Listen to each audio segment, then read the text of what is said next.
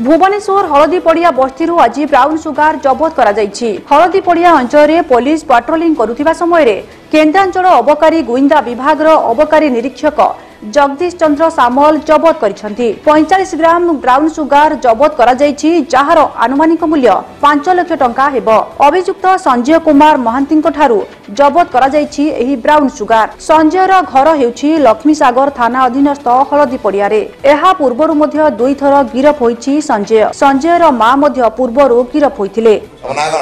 Sanjay Mahanti हलदीपड़िया code आनुतला जिनसे इते जिनसे कोड आनुतला एरा हम घर नतला हम तो जाननु एरा कोन एरा कोड आनुतला कोड हम जाननु हम घर की पकी की आनी सुनी की आनी की देइतला ना के एरा करतला केतना ला बिक्री करतला ना हम व्यापार कर नतल तम खाउतला हां खाया में रखतला हां केते खाया में रखतला ना एरा हम घर नतला तो के पकी देछि।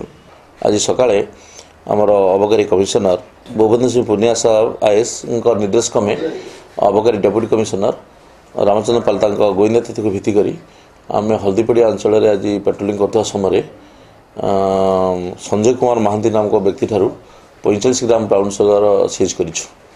आर आनुमानिक मूल्य 4.5 लाख हम से पूर्व तो अरेस्ट होती किंतु बर्तमान चल माने इन्वेस्टिगेशन चली से किंतु जलेश्वर अंचल बेसिकली नहीं आसे इलेक्शन समय तो इलेक्शन समय से काम आरंभ कर। भुवनेश्वर कैमरा पर्सन पंकज देवदत्त पात्र रिपोर्ट DTV ओडिया।